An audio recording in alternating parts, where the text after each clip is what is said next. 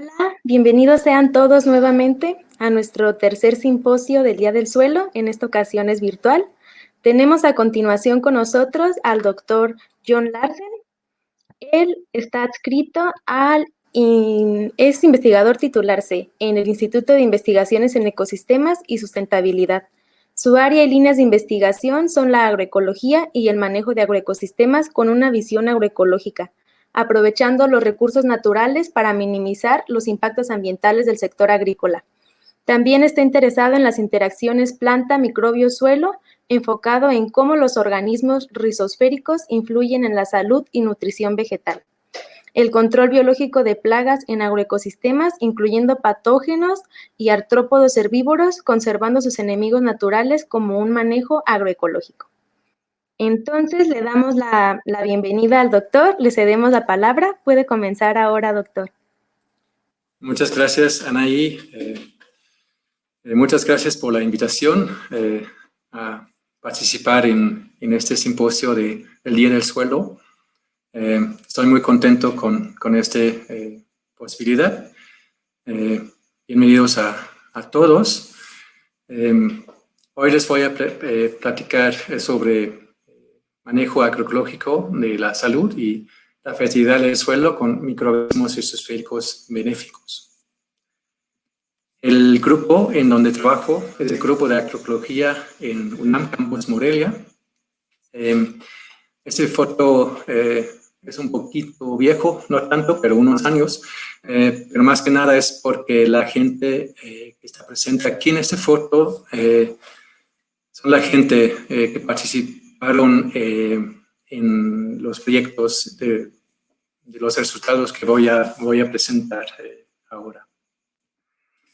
Primero, antes de empezar a mostrar resultados y todo eso, me gustaría contextualizar un poquito y más importante, hablar de agroecología.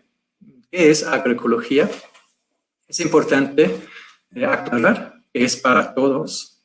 Se puede utilizar, practicar los campesinos y también a nivel industria. Entonces, es realmente para todos. No tiene color político, no es un tipo de agricultura, es más bien, tiene tres ejes. Uno es movimiento social, es un movimiento social en ciertas partes del mundo, especialmente en América Latina. Se considera agroecología como movimiento social.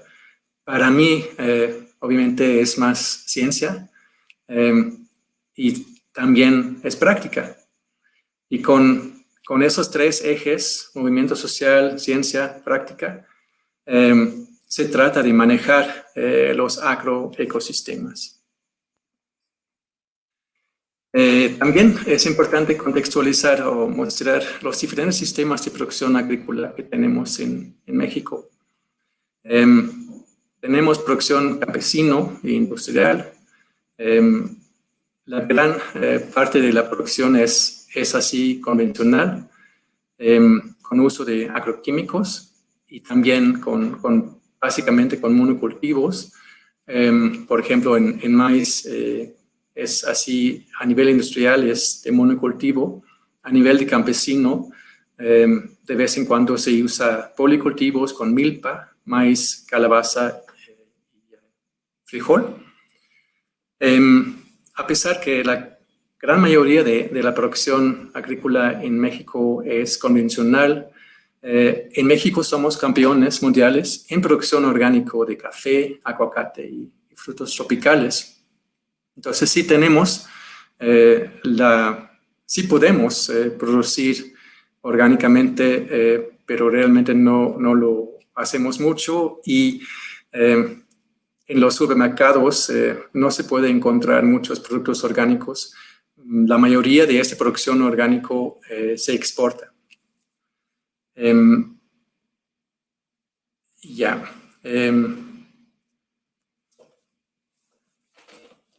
La situación actual de este sector agrícola es importante también contextualizar con los retos y las tendencias Los retos que tenemos, que vivimos hoy en día, es la demanda alimenticia, con la población que está creciendo, tenemos que producir más comida. Eso independientemente si hay gente que come menos carne o que solo come planta, o somos los que no come carne, y también si tratamos de no de comer todo y no desechar comida. De todos modos es necesario producir más. Ese causa deforestación y por ende igual erosión. El uso de plaguicidas y fertilizantes minerales causa bastante contaminación y eso refleja un uso bastante ineficiente de esos recursos. También tenemos una situación con bastante desechos orgánicos y en México no siempre aprovechamos esos recursos y es algo que debemos tratar de incluir, usarlo como también una fuente de fertilizantes para el sector agrícola. Y todo eso es necesario ver en un contexto de cambio climático, obviamente, con cambios en temperatura y también en precipitación, así años así más extremos con sequía, etcétera, temperaturas alta, baja.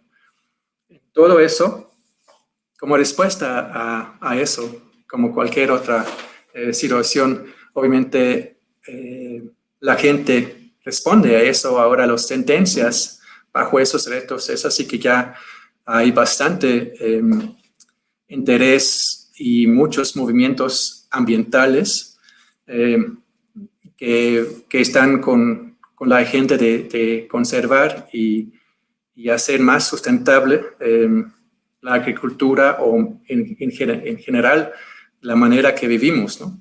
Hacer nuestra manera de vivir o los sistemas de producción más resiliente a estrés y que vamos a tener con el cambio climático. Eso se basa ahora en intensificación ecológico, intensificación sustentable, y eso con tecnologías puede ser biotecnologías, ecotecnologías, ingeniería, y ahora vamos a hablar más con este enfoque de agroecología. Agroecología es cada vez algo que se habla más y que se toma en cuenta en la producción agrícola. Independientemente de todo lo anterior, sabemos y hemos visto en las presentaciones anteriores, el suelo es la base para la producción primaria, en este caso la producción agrícola, ¿no? Independientemente de qué ecosistemas estamos hablando, ¿no? Un sistema natural o de producción. Que da soporte a las plantas es el intestino externo de la misma planta, la misma vegetación, en donde se realiza la mineralización del material orgánico para liberar los nutrientes. Igual es el lugar en donde la planta toma agua. Y como parte clave de eso, la rizósfera es la zona así más importante como el puente o la zona entre las raíces y el suelo, en donde que es un hotspot de energía para la biota del suelo, que así está como dividido en diferentes tipos o grupos de biota, micro, meso y macro. Micro, la parte así de bacterias, hongos, protozoarios, nemátodos, mesofauna, ácaros, colémbolos, macroartrópodos, lombrices, etc., ¿no? Los grupos funcionales de la biota del suelo son principalmente dos grupos, y obviamente es en función de cómo nosotros lo pensamos, ¿no? Que si son plagas o benéficos, pero en realidad no existe plagas o benéficos, así depende de la perspectiva. Para nosotros, los patógenos o los herbívoros de las raíces sí son plagas en los cultivos, pero en la vida nada es blanco y negro. Algunas veces algo que en una ocasión causa problema puede ser bueno en otras ocasiones, ¿no?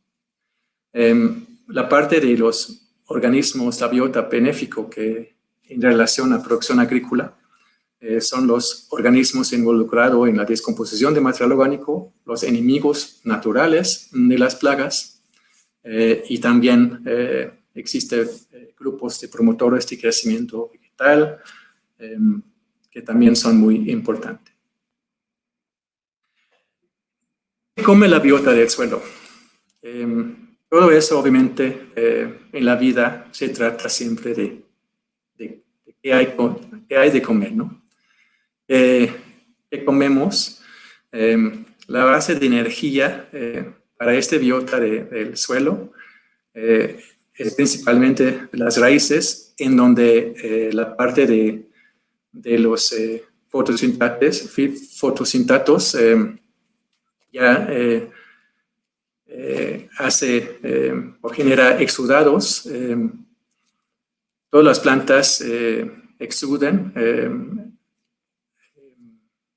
diferentes compuestos orgánicos para que sirve como comida para bacterias y hongos. Y también las raíces es un sistema dinámico en donde siempre muere y nace nuevas raíces. Entonces es bastante dinámico. Entonces también hay raíces muertos que funcionan como materia orgánica que los saprótofos pueden aprovechar y comer. Adentro de las raíces también es casa de varios organismos así endófitos, como hongos micorrízicos opusculares, bacterias, nemátodos. Así la planta en muchos aspectos puede compartir como hasta la mitad de su energía con otro biota asociado a la planta. Y también, obviamente, hay a niveles tróficos mayor, así en las cadenas tróficas, siempre hay alguien que come otro, ¿no? En el caso aquí, por ejemplo, en esas imágenes, tenemos micelio, aquí abajo en esta parte micelio de hongos micorrízicos opusculares, y la parte verde aquí son conidia del hongo Trigoderma. Ellos pueden interactuar, competir por nutrientes, o también este Trigoderma es micoparásito, también puede comer micelio del hongo micorrízico opuscular. El colémbolo aquí tiene su intestino colorido, es porque comí hongos micorrízicos opusculares, micelio, que fue tenido, y entonces por ende se puede ver aquí en su intestino. A nivel trófico también hay ácaros que come el colémbolo, ¿no? Entonces todo esas cadenas tróficas son importantes siempre de considerar, porque es lo que da, lo que regula y lo que da balance en los sistemas así de patógenos y benéficos, la biota del suelo que regulan eso, por ejemplo, colémbolo a hongos, que come hongos, o nematodos que come bacterias. Eso es importante, obviamente, tomar en cuenta siempre. Por otra parte, además, si queremos facilitar o promover este biota de suelo, siempre se trata de usar la materia orgánica. Es muy importante para sostener la biota del suelo.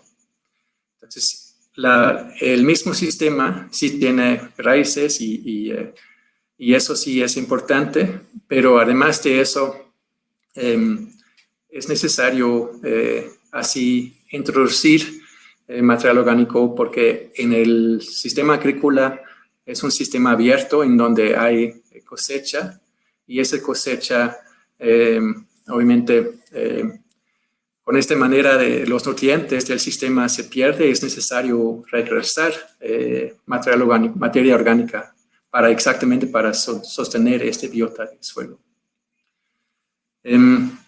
Hay diferentes posibilidades para eso. El uso de, por ejemplo, abono verde, en donde se crece un cultivo que, por ejemplo, que puede ser una planta leguminosa que fija nitrógeno, y se incorpora este abono verde en el suelo. No se cosecha, se da el suelo para el siguiente cultivo. Y de hecho es interesante porque muchos de esos abonos verdes leguminosas, con plantas leguminosas, pueden hasta fijar la cantidad de nitrógeno que un cultivo necesita. El cultivo principal ya tiene suficiente fertilizantes de nitrógeno, y así no es necesario de aplicar fertilizantes minerales, y de esta manera los fertilizantes, los nutrientes no se pierden, el sistema se está más bien en la parte orgánico y no mineral. En la parte mineral se puede perder bastante de lo que se aplica. Es conocido que de nitrógeno hasta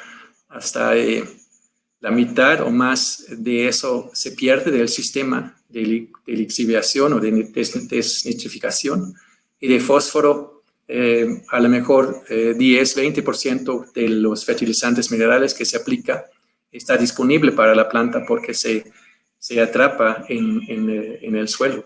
Por eso es bastante más interesante manejar los fertilizantes orgánicos, porque eso va a liberar los nutrientes poco a poco para la necesidad de la planta, y no se pierde del sistema, ¿no? Otra posibilidad es el uso de composta, que representa también una oportunidad importante para también al mismo tiempo aprovechar los desechos orgánicos que tenemos, ¿no? En el mismo sistema, como también el abono verde, se puede dejar el rastrojo del cultivo. En este caso, en esta foto, es un ejemplo de un sistema de maíz con labranza de conservación. Entonces no se mueve el suelo y se deja el rastrojo, y eso obviamente da comida para la biota del suelo. Y si han tenido chance de ir a un lugar de este tipo de sistema, labranza de conservación, y rasca un poquito en la superficie del suelo, van a ver que ya se puede ver muchos organismos así, lombrices, insectos, etcétera, que es mucho más abundante que en un sistema convencional con labranza convencional, ¿no? que en donde hay menos material orgánico. La pregunta aquí, obviamente, central es cómo se maneja la biota del suelo, cómo podemos hacer la biota del suelo nuestros empleados en los sistemas agrícolas, cómo se puede manejar la fertilidad y la salud del suelo con este biota. Lo más importante, obviamente, es generar información útil, básico sobre la ecología de este biota de suelo, su abundancia, diversidad, funciones, cómo la biota responde a las características químicos, físicos y biológicos del suelo, cómo responde al clima y cómo interactúan ellos la biota, cómo interactúan entre ellos y cómo las diferentes prácticas agrícolas afectan la biota del suelo. También obviamente es muy importante de tomar en cuenta. Principalmente, igual hay dos maneras de manejar. Se puede manejar la biota que hay y también hoy en día hay mucho interés en biofertilizantes como inoculantes microbianas que se puede aplicar de manera así exótico, pero también existe la posibilidad de manejar lo que hay, porque en cualquier suelo tenemos todas las poblaciones nativos de biota que de hecho pueden hacer el mismo trabajo como los inoculantes microbianos, ¿no?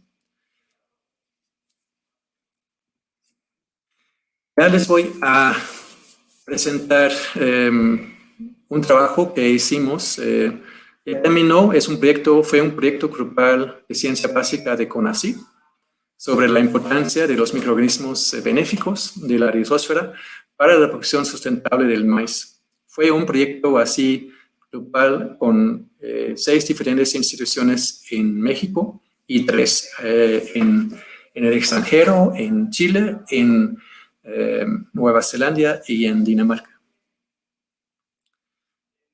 Este fue como nuestro, el proyecto empezó hace 6 años y eso fue como nuestra contribución de eso, de cómo se puede manejar la biota del suelo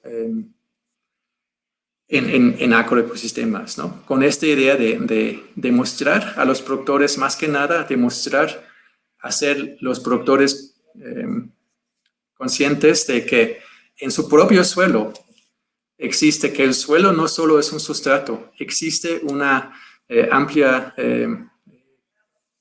diversidad de biota que en realidad se trata de abrazar y así fomentar.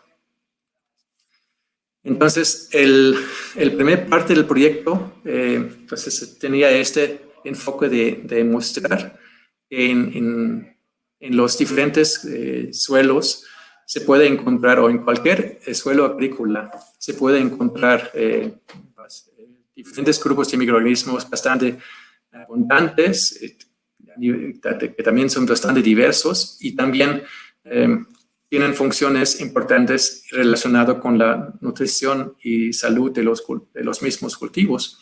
Nos enfocamos en actinobacteria, levaduras, hongos entomopatógenos, trigoderma y hongos micorrízicos opusculares. Y trabajamos en 3 diferentes estados en México, en Guanajuato, Michoacán, en el Estado de México, con producción intensivo, intermedio y bajo respectivamente. Hicimos muestreos en 3 etapas fenológicos del cultivo, en la parte vegetativo, en florescencia y también en senescencia. Y aquí les muestro un poquito de los, ¿cómo se llama? De los diferentes grupos que encontramos, que nos enfocamos. Una parte del proyecto fue sobre levaduras y aquí se puede ver que las levaduras no solo son interesantes en cuestión de cervezas o de hornear a nivel biotecnológico. En el suelo hay bastante levaduras. Así encontramos 190 aislados de 13 diferentes especies que fueron identificados de manera molecular, y la mayoría era cándida, del género Candida malleosima Cryptococcus. La mayoría de esos podrían solubilizar fosfato de calcio, y varios de esos también mostramos que podrían promover el crecimiento vegetal. Otro grupo de microorganismos interesantes, en este caso los hongos entomopatógenos.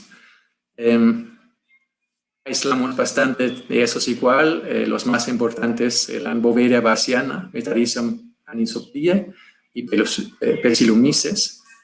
Fueron identificados a base de morfología, y de esos 341 aislados que obtuvimos, 8 fueron así caracterizados con un potencial fuerte como agente de control biológico. Los hongos micorrízicos avusculares también juegan un papel importante, ambos en la nutrición y la salud de los cultivos. Mostramos que son presentes en prácticamente todos los, en todos los cultivos, en todo el ciclo del cultivo. A nivel de 10 a 60% de la conexión de las raíces. Observamos una correlación negativa con el contenido de fósforo en el suelo. Entonces, con suelos alto en fósforo hay menos asociación micorrízico. Encontramos 34 especies que fueron identificados en base de morfología. Son así como bastante, esas comunidades son bastante específicos al sitio. Solo 4 de esas especies fueron compartidos en todas las parcelas. Paraglomus, Funeliformis y Gigaspora y Acaulospora. Y también, como en el caso de las levaduras, los hongos micorrízicos opusculares, también mostramos que promovían el crecimiento vegetal. En este caso, muy fuertemente, porque trabajamos con un suelo bajo en fósforo para tratar mostrar este potencial. Entonces, aquí tenemos un experimento en invernadero, en macetas. Aquí pueden ver cuando se crecen plantas en suelo estéril, en donde se elimina esos hongos micorrízicos opusculares nativos. Se puede ver aquí, aquí, donde dice testigo, y pueden ver que las plantas ya no se desarrollaron como deberían, ¿no? Hasta sin flores, sin espiga. Mientras en donde se inoculó a este suelo estéril, se aplicó 20% del suelo, fue sustituido con este inóculo rizosférico de los 9 diferentes parcelas que trabajamos en Guanajuato, Michoacán, en el Estado de México. Pueden ver que crecieron obviamente bastante bien.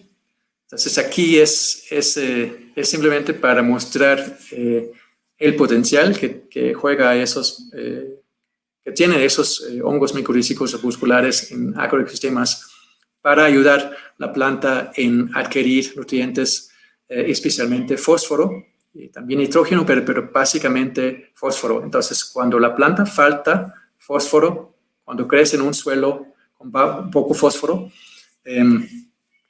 esas asociaciones ayudan mucho a la planta, ¿no?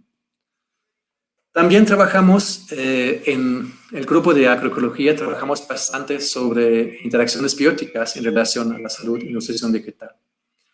En este caso, hoy vamos a platicar más sobre lo del suelo, pero también es importante siempre considerar las interacciones arriba y abajo del suelo de los diferentes grupos de organismos en el sistema. No ver el suelo así aislado, sino parte del sistema De hecho, muchos de los insectos que está arriba tienen una fase de su ciclo de vida en el suelo. Entonces está completamente conectado todo y obviamente lo que está abajo influye, la biota influye el fenotipo de la planta de una manera que puede cambiar también las interacciones planta-insecto y también sus enemigos naturales, ¿no? También en cuestión de polinización. Aquí les voy a dar nada más algunos ejemplos de esas interacciones entre la biota del suelo. Aquí les muestro que en un trabajo que realizó Marcela Sarabia, hizo su doctorado en el laboratorio, levaduras promueven la toma de fósforo en plantas de maíz asociado con hongos micorrízicos vasculares. Pueden ver aquí que eso se nota claramente que cuando se ve ¿cómo se llama? Sin Rhizophagus irregularis, esos pares grises, no hay efecto de los levaduras que se llaman Cryptococcus y Candida, mientras cuando está asociado con hongos micorrízicos avasculares, el hongo micorrízico avascular Rhizophagus irregularis, pueden ver que sí, ambos levaduras aumentó el contenido de fósforo en el tejido del maíz, ¿no? Y eso estaba como relacionado con la solubilización de fósforo, ¿cómo se llama? Que esas levaduras solubilizan fósforo y los HMA lo toman. Pero también, como se ven aquí en esta figura aquí, que la longitud de raíces también está afectado por las levaduras, que las levaduras promueven la longitud de raíces y por ende el contacto que tiene la planta con el suelo y así puede adquirir más fósforo. Otro ejemplo importante de mencionar es así las posibles interacciones entre hongos micorrízicos avasculares y trigoderma. Hoy en día en México se aplica bastante, se inocula tanto trigoderma en diferentes sistemas de producción y no sabemos mucho cómo esos hongos afectan a otros grupos de microorganismos. Aquí en este trabajo, en donde en esta figura se muestra el peso seco de parte aérea en un experimento de invernadero en macetas, se pueden ver que en el suelo, en los tratamientos sin micoriza, con los tres diferentes tipos de inóculo de hongos micorrízicos avasculares, de comunidades nativos, se pueden ver que los tres comunidades nativos promovieron el crecimiento vegetal y eso no fue afectado por ningún de los inóculos de trigoderma, así comercial, como Trixoil aquí, o especies así de laboratorio. Entonces, también obviamente medimos las poblaciones nativos, la densidad de la población de los microorganismos y no había tampoco inhibición de uno a otro, ¿no? Otro grupo de hongos que son importantes son los hongos entomopatógenos, como por ejemplo Boveria bassiana. Aquí les muestro que la combinación de HMA y Boveria bassiana induce tolerancia contra herbivoría de las raíces por Filofaga betula.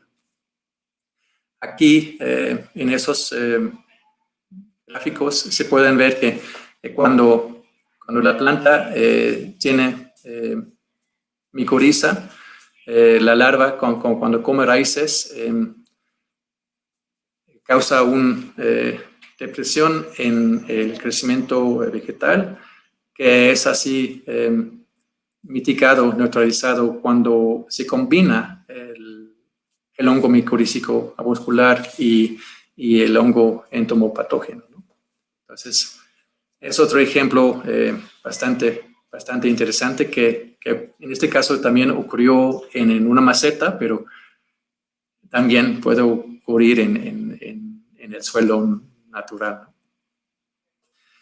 Interesantemente aquí, las larvas de gallina ciega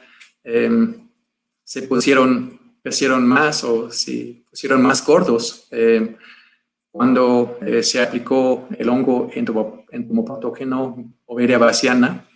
Eso está relacionado con esta situación que inoculación con Boveria bassiana aumenta el sistema radicular de la planta.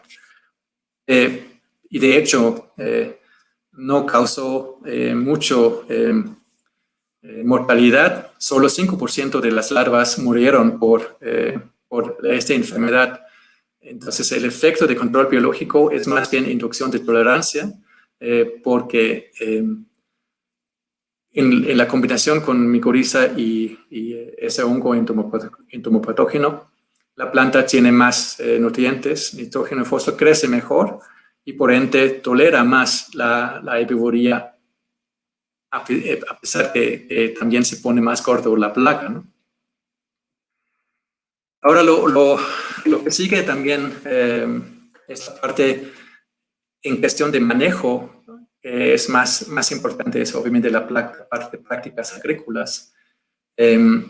Nos interesa el genotipo del cultivo, la fertilización, el riego, labranza, el manejo fitosanitario, rotación del cultivo, diversificación del cultivo y el sistema del cultivo. Todo eso es importante de considerar si queremos abrazar o emplear, hacer uso de lo que hay en el suelo, ¿no? En los sistemas agrícolas, en vez de inocular o de vez de usar insumos químicos, insumos externos, ¿no? Ya está en el sistema, ¿por qué no usar lo que hay, ¿no? Aquí es un ejemplo de un trabajo también de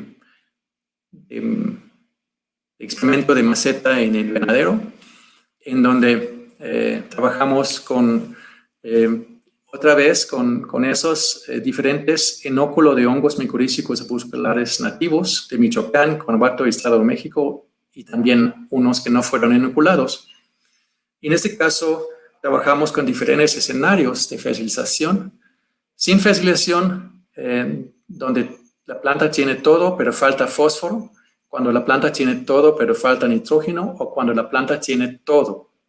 Está completamente fertilizado con todo lo que necesita para crecer, el maíz en este caso aquí. Entonces pueden ver aquí que cuando la planta falta fósforo, sí ayuda la inoculación con los microorganismos, hongos micorrízicos avusculares. Cuando se hace falta nitrógeno, no se ayuda tanto. Pero cuando la planta ya tiene todo lo que necesita, de hecho, esta asociación micorrízico causa una depresión de crecimiento. La planta crece menos. Esa situación en el campo no ocurre. Obviamente, solo si esteriliza el suelo, y eso en maíz no se practica eso, ¿no?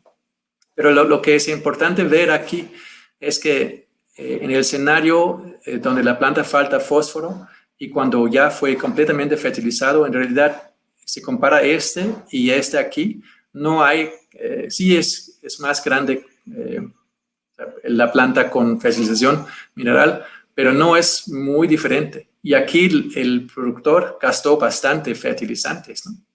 que tiene un costo.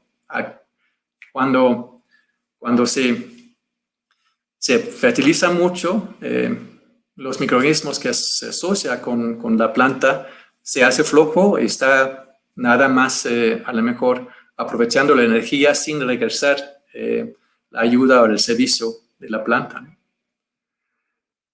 Otro ejemplo aquí, otro experimento de disculpe de invernadero en macetas. Aquí pueden ver cómo los fertilizantes orgánicos y los genotipos afectan la formación del micoriza avuscular. Aquí pueden ver aquí son 4 cultivares. Los 2 primeros, elotes occidentales y criollo odilon, son genotipos nativos de maíz, y DK 2061, DK 2042 son híbridos. Y pueden ver que en este caso había mayor colonización en las raíces en los híbridos que en los nativos. Eso puede ser nada más aquí en este caso, porque en otros experimentos, otros estudios reportan que los nativos se asocian mejor con los asociaciones micorrízicos que los híbridos.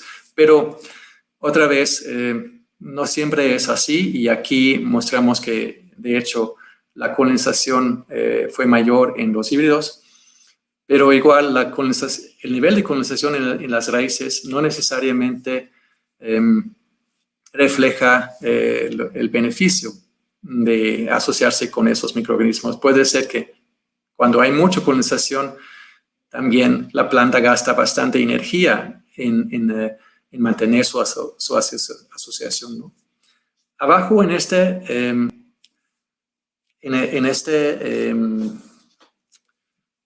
imagen o gráfica aquí se puede ver los diferentes tipos de fertilizantes y cómo afecta la colonización. Fertilización mineral NPK con abono verde de Janamarco, avena y canola, y diferentes tipos de composta, de abono de estiércol, composta o vermicomposta. Y aquí pueden ver que solo uno de esos abono verde de canola causó una reducción en la colonización de los hongos micorrízicos opusculares. En cuestión de patógenos en las mismas raíces, se puede ver que el uso de abono verde, en este caso los 3 tipos, vetch, oat and rape, que es así, Janamarco, avena y canola, causó una reducción en la infección de las raíces con el patógeno Pythium, ¿no? Entonces es importante ver que aquí, con una práctica así, con abono verde, se puede reducir la presencia de este grupo de patógenos. Otro ejemplo importante es así la labranza. En este caso tratamos de simular la labranza con disturbio de suelo. Igual fue en maceta, pero se simuló la labranza mezclando el suelo o no. Y aquí pueden ver que el peso de la mazorca sí fue menor con labranza, menor contenido de fósforo, también menor contenido de nitrógeno y también menor colonización de HMA. Entonces, aquí pueden ver que cuando se practica labranza, que hace ese disturbio de suelo, el micelio que está así en el suelo de ese grupo de hongos se rompe, y por ende la planta necesita invertir más energía en desarrollar más micelio, y se hace menos eficiente la toma de la adquisición de nutrientes y también el crecimiento de la misma planta.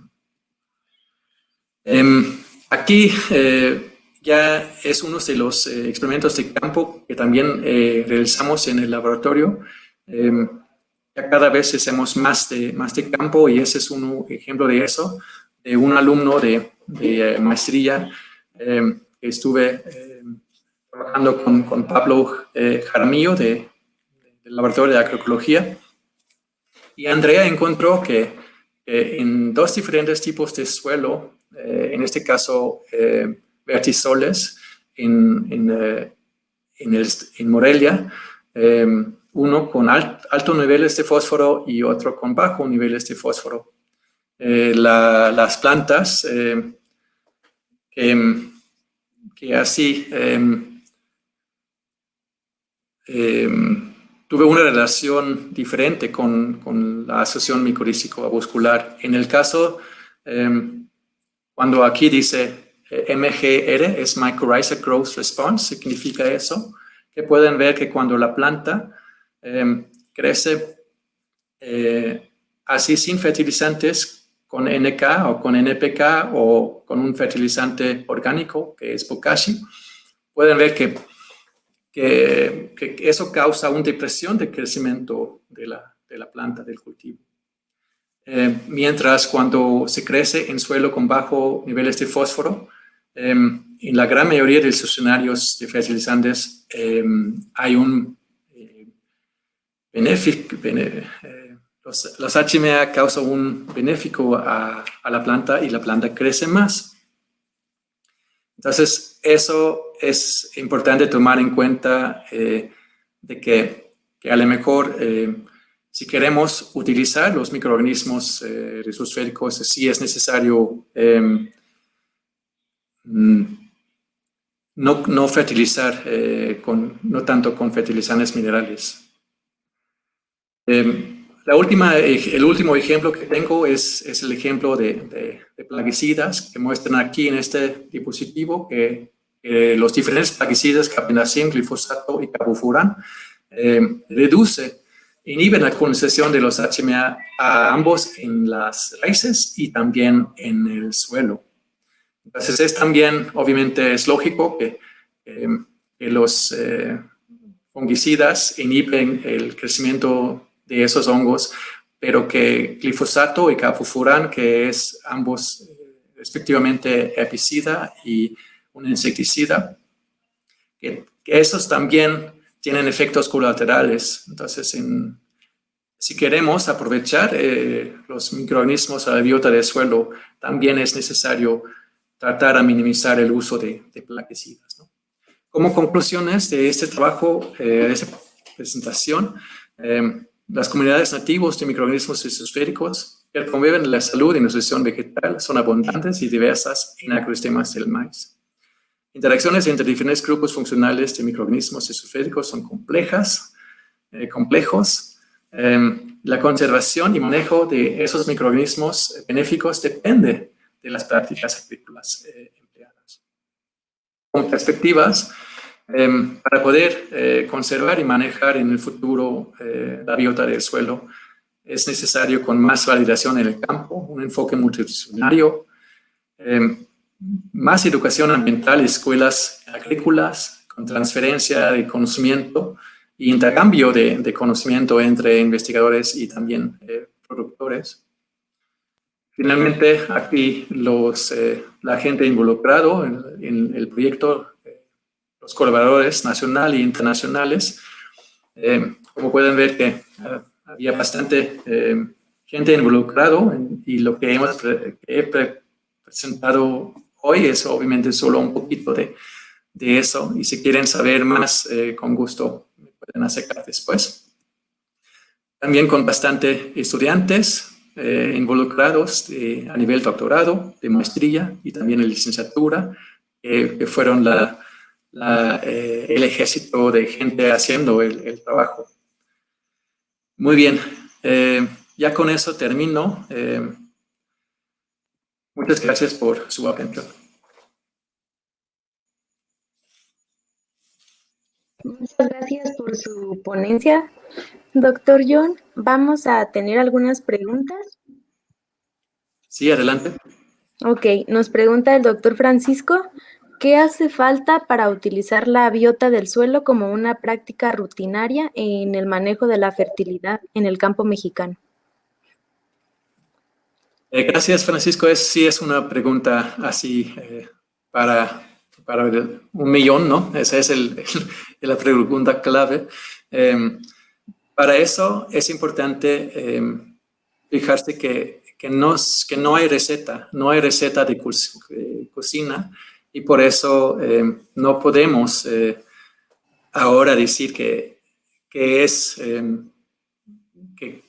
qué hacer, ¿no? Entonces, por eso lo más importante, lo que se hace falta más, es escuela agrícola. Es eso de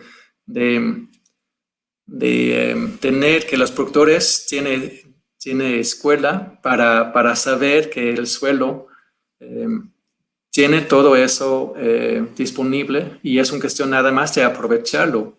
Y también otra parte importante es eso es más político, pero es más eso de cómo compartir los riesgos, la transición de dejar usar tanto agroquímicos y empezar a usar los insumos nativos o no, los recursos nativos o insumos biológicos.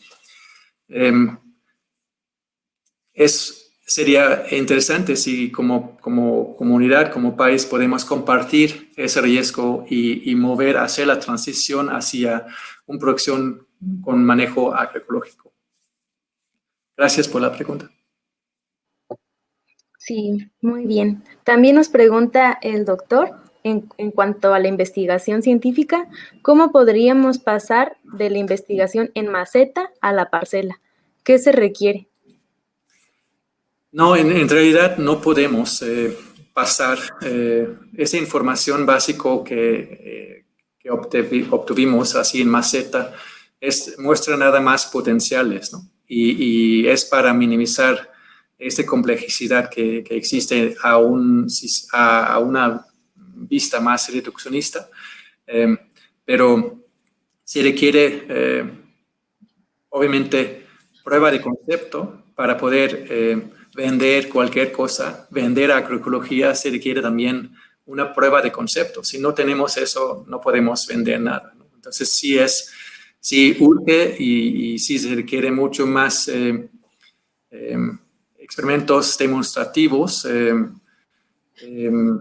en campo y de eso sí hay mucho interés y también en diferentes instituciones sí empieza a hacer así parcelas demostrativos en donde los mismos productores pueden venir a ver, sí funciona eso, ¿no? Entonces ya a lo mejor la chance de que lo quieren adoptar o hacer es mejor, ¿no? Pero sí falta bastante más información del campo. Sí. Gracias. Ahora una pregunta más general. Angie Sánchez nos pregunta cómo afecta el excremento de los animales domésticos y de otros animales al suelo. ¿Cómo afecta? Es así, depende de qué tipo de excremento. Por ejemplo, de los perros. Sí, eso si está mejor composteado, representa material orgánico, representa nutrientes, especialmente nitrógeno y fósforo, y se puede incorporar bastante conveniente, pero siempre es mejor tener un fase de compostaje. Si se aplica directamente, algunos de los estiércoles, por ejemplo, gallinaza, puede tener un efecto, y también como el pipí de cerdo, puede tener un efecto así tóxico, con todos los tóxico, por ejemplo, de amoníaco a la biota del suelo. O sea, es mejor que tiene un proceso de composteo, disculpe. Sí. Muy bien. Y Dante Pizzol nos pregunta, ¿cuáles son las implicaciones ecológicas en la biota nativa por el uso de microorganismos exóticos? Sí, gracias Dante por esa pregunta. Es también un tema que manejamos bastante, eso de que se sabe poco sobre los efectos colaterales, los impactos ambientales del uso de microorganismos exóticos, con la idea que es biológico y por eso no causa ningún problema, pero en realidad no sabemos tanto de eso. Es necesario poner mucho más atención en los efectos de aplicar, por ejemplo, tricoderma. Hoy en día en México se aplica mucho tricoderma en muchos diferentes cultivos y realmente sin saber los efectos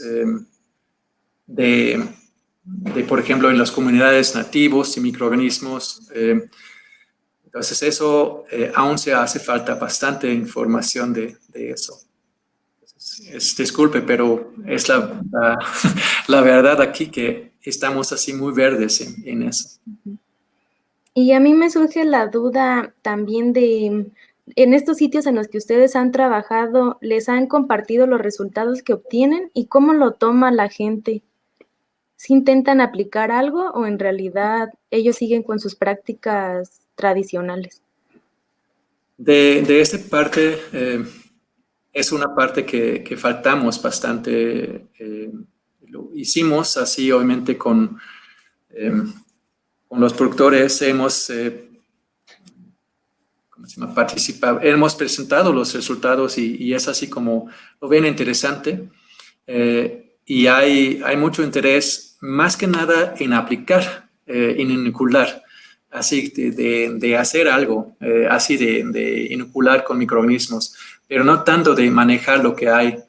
Y a lo mejor es por la misma razón de la pregunta de Francisco, que si no hay receta, es demasiado complicado. Entonces es como mejor aplicar algo para sentirnos así como que estamos haciendo algo, ¿no? Pero en realidad muchas veces cuando se aplica, por ejemplo, tricoderma, hongos entomopatógenos, micoriza o biofertilizantes en general, quién sabe qué está pasando, ¿no? Es la parte, pero eso tiene mucho más interés que el manejo de las poblaciones nativos, que es gratis, ¿no? Se requiere un cambio de dogma de cómo manejar lo que hay, cómo manejar o aprovechar lo que la naturaleza nos da, ¿no? Muy bien. Y nos pregunta Fernanda, ¿cómo podría este tema llegar a política pública para ser aplicado realmente? ¿Cómo eso depende de nosotros, ¿no? Sí, para que la política pública responde a eso, la gente, nosotros debemos, ¿cómo se llama? Pedir sí tener, mostrar esta necesidad que queremos un cambio, que queremos un cambio en lo que comemos, queremos comer comida sana, entonces nosotros debemos mover las cosas y también es otra vez regresando a lo mismo. Si queremos hacer una producción con menos uso de agroquímicos, hay un costo de eso. Hay una transición que no es gratis en cuando hay riesgos igual involucrados en eso. ¿Y quién paga esos riesgos? ¿Lo compartimos como Estado, como país, o el productor lo hace por su propia cuenta? Para mí sería mucho más justo sí hacerlo juntos, ¿no? Compartir el riesgo. Eso es con subsidios y eso, ¿de dónde viene eso? Viene con los impuestos que pagamos, ¿no? Es así, algo a lo mejor lo más difícil para entender este asunto en México, esta parte de la política pública. En el gobierno ahora actual sí hay interés en esta parte, pero como mencioné en la primera parte, creo que es muy importante igual que agroecología en realidad no tiene color político, debe ser algo relevante e interesante para todos, ¿no? Pues sí, muy bien. Muchas gracias por acompañarnos, John. Y Muchas vamos a gracias. cerrar entonces esta parte. Y pues Que estén muy bien, muchas gracias. igualmente, hasta Bye. luego. Gracias a todos por acompañarnos. Vamos a tener un receso de 2 horas para comida y volvemos a las 3 de la tarde.